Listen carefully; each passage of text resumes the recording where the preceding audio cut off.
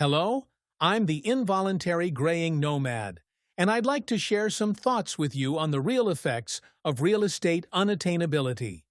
You know, I never thought I'd end up here.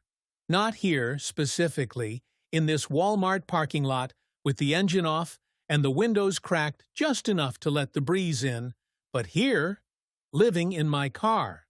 It's not like I woke up one day and decided this was the dream. No, this is what happens when the math stops adding up. When the world decides to squeeze you until there's nothing left but a steering wheel and a duffel bag stuffed with everything you still own. Rent, mortgage, groceries, utilities, they're not just bills anymore. They're a conspiracy, a chokehold, a slow-motion eviction from the life you thought you were building. I used to have an apartment. Small, nothing fancy, but it was mine. A one-bedroom with a leaky faucet and a view of a brick wall, but it was a place to come home to. I'd sit on the couch, watch some dumb show, and feel like I was part of the world, you know? Like I was playing by the rules. Work hard, pay your bills, save a little. Maybe one day you'll have enough for a down payment on a house, a real life. But then the rent went up. Not a little. Not like, oh, I'll skip coffee this month.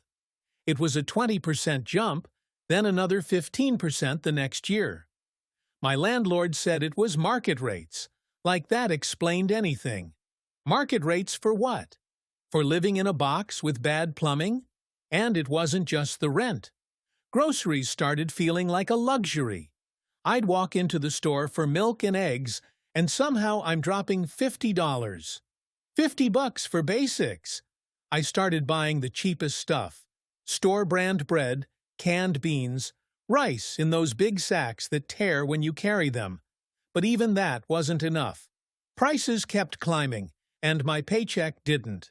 I was making the same as I did 3 years ago, but everything else, gas, electricity, water, internet, kept creeping up.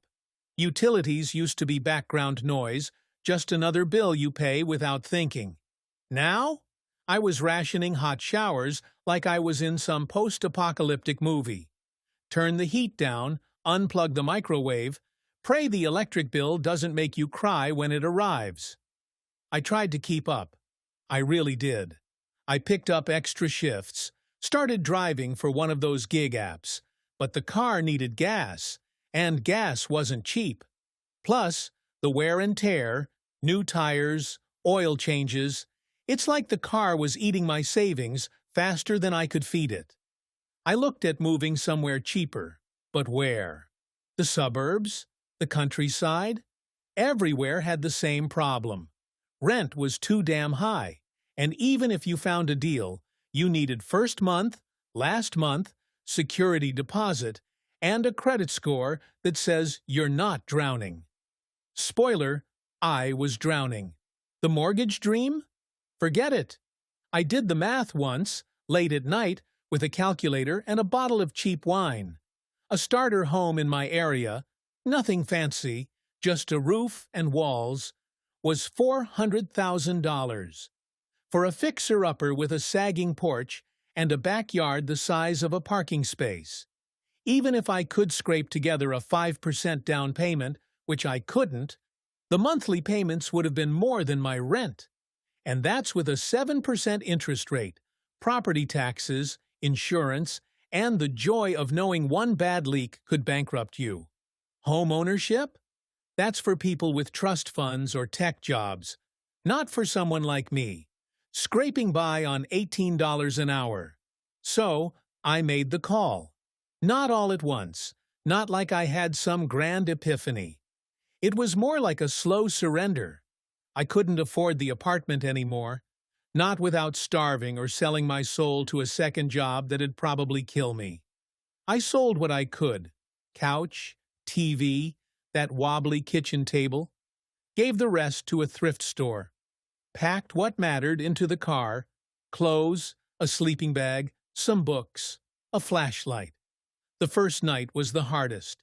I parked behind a gas station, locked the doors, and just sat there, staring at the dashboard, wondering how it came to this. I felt like a failure, like I'd lost some game I didn't even know I was playing. But you know what? You adapt. You have to. I learned the tricks pretty quick. Park in places where you blend in. Walmart lots, 24-hour gyms, quiet streets near office parks. Move around so nobody notices you're there every night. Crack the windows, but not too much. Keep a blanket handy for when it gets cold. I've got a system now. A cooler for food, a gym membership for showers, a library card for Wi-Fi, and a place to kill time.